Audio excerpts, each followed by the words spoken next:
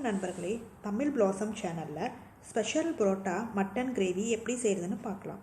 அதற்கு தேவையான பொருட்கள்: இஞ்சி பூண்டு விழுது சிறிதளவு, 2 டீஸ்பூன் தனியா, 2 டீஸ்பூன் மிளகு, பிரியாணி இலை 1, சோம்பு 2 டீஸ்பூன், ஜீரகம் 2 டீஸ்பூன், வரமிளகா 5, கிராம்பு 4, ஏலக்காய் 4, பட்டை சிறிதளவு, சின்ன வெங்காயம் ஒரு 25 வெங்காயம் கட் பண்ணி வச்சுருக்கேன், பெரிய வெங்காயம் 1 வெங்காயம் எடுத்திருக்கேன். இப்போ தாளிக்கிறதுக்கு கருவேப்பிலை தேவையான அளவு, கொஞ்சம் சின்ன வெங்காயம், 2 பச்சை மிளகா. இப்போ நம்ம கடாயில் ரோஸ்ட் பண்ணி எடுத்துக்கலாம். வரமிளகா சிம்லே வச்சு வணக்கி விடுங்க. தனியா இதெல்லாமே ட்ரை ரோஸ்ட் பண்ணணும். பிரியாணி இலை, ஏலக்காய், பட்டை, கிராம்பு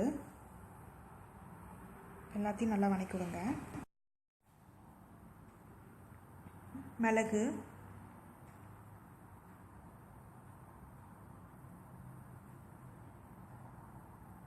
சோம்பு,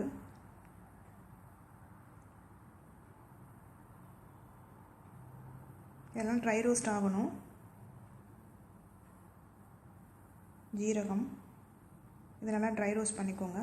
ட்ரை ரோஸ்ட் ஆயிடுச்சு. இந்த ஸ்டேஜில் சின்ன வெங்காயம் பெரிய வெங்காயம் கட் பண்ணி வச்சுருக்கோம் பார்த்தீங்களா, அதையும் போட்டு ஒரு 2 நிமிஷம் வதக்கிட்டு நம்ம ஆஃப் பண்ணிடலாம்.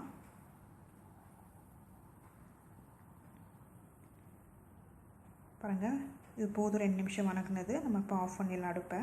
இப்போ இதை நம்ம ஆறின பிறகு விழுத அரைச்சி எடுத்துக்கலாம். இப்போ மட்டனை நம்ம வேக வச்சு எடுத்துக்கிறோம். 2 ஸ்பூன் இஞ்சி பூண்டு விழுது, மஞ்சத்தூள் போட்டு வேக வச்சு எடுத்துருக்கேன் 6 விசில் விட்டு. இப்போது ட்ரை ரோஸ்ட் பண்ணதை நம்ம விழுத அரைச்சிக்கலாம்.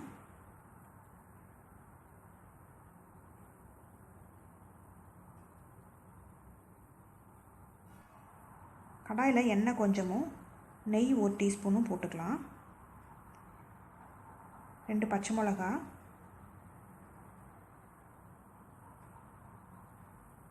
கருவேப்பிலை,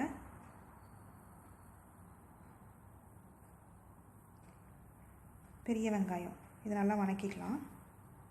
இது கொஞ்சம் வணங்கினோடனே நம்ம அரைச்சி வச்ச விழுதை இதில் ஊற்றிக்கலாம். இப்போ வணங்கிருச்சு. இப்போ ஊற்றிக்கலாம்.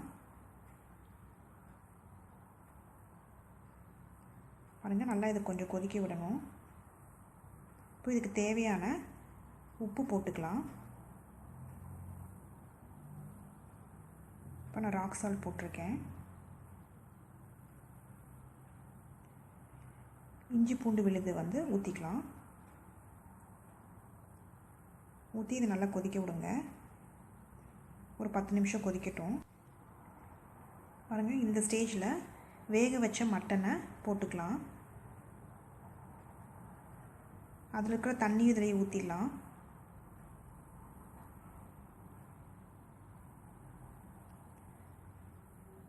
இது தண்ணி கொஞ்சம் சுண்டுற அளவுக்கு நம்ம வேக வச்சுக்கலாம்.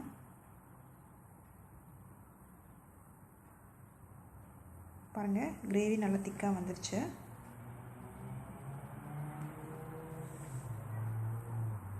Special parotta mutton gravy ready ஆயிடுச்சு.